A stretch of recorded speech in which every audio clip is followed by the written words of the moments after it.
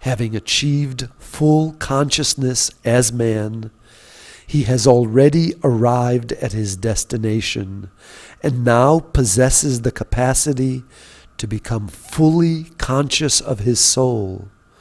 Still, he is unable to realize this divine destiny because his consciousness remains completely focused on his perverted, limited, finite self, the mind, which ironically has been the medium of achieving consciousness.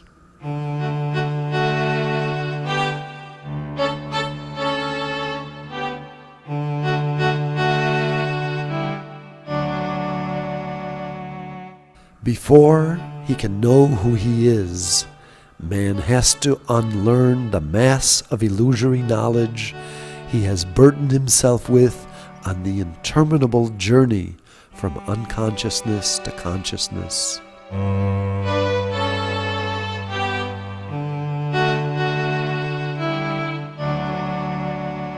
It is only through love that you can begin to unlearn, thus eventually putting an end to all that you do not know. God love penetrates all illusion, while no amount of illusion can penetrate God love. Start learning to love God by beginning to love those whom you cannot. You will find that in serving others, you are serving yourself. The more you remember others with kindness and generosity, the less you remember yourself, and the less you remember yourself, the more you forget yourself.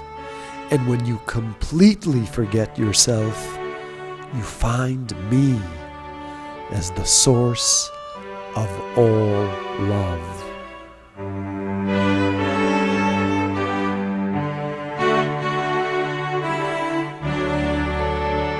Give up parrotry in all its aspects.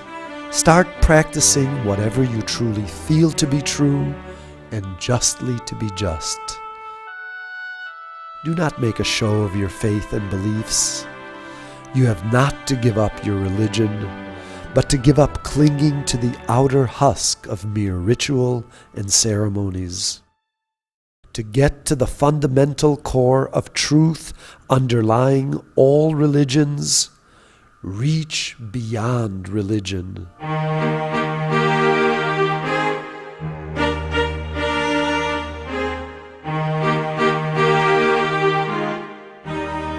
Throughout endless time, God's greatest gift is continuously given in silence. But when mankind becomes completely deaf to the thunder of his silence, God incarnates as man. The unlimited assumes the limited to shake Maya-drugged humanity to a consciousness of its true destiny and to give a spiritual push to the world by his physical presence on earth. He uses the body for his universal work, to be discarded in final sacrifice as soon as it has served its purpose.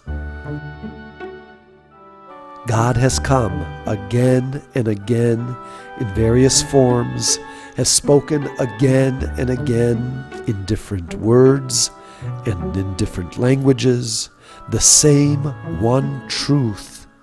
But how many are there that live up to it? Instead of making truth the vital breath of his life, man compromises by making over and over again a mechanical religion of it as a handy staff to lean on in times of adversity, as a soothing balm for his conscience, or as a tradition to be followed in the footsteps of the past. Man's inability to live God's words makes them a mockery.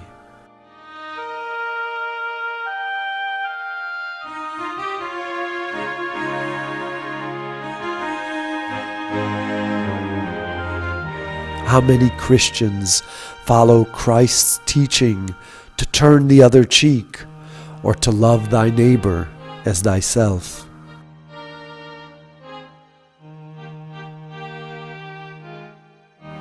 How many Muslims follow Muhammad's precept to hold God above everything else?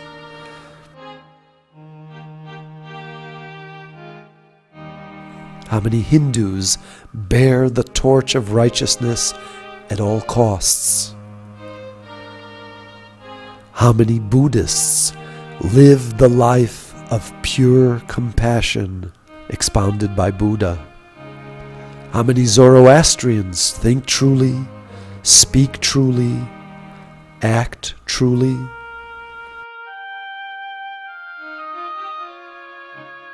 God's truth cannot be ignored, and thus, by mankind's ignorance and weakness, a tremendous adverse reaction is produced, and the world finds itself in a cauldron of suffering through wars, hate, conflicting ideologies, and nature's rebellion in the form of floods, famines, earthquakes, and other disasters.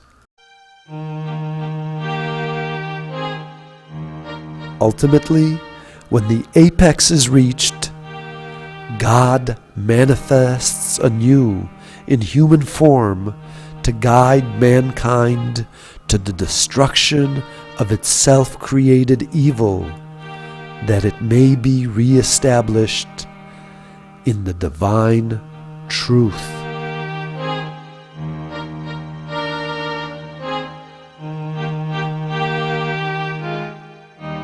My silence and the imminent breaking of my silence is to save mankind from the monumental forces of ignorance and to fulfill the divine plan of universal unity. The breaking of my silence will reveal to man the universal oneness of God, which will bring about the universal brotherhood of man.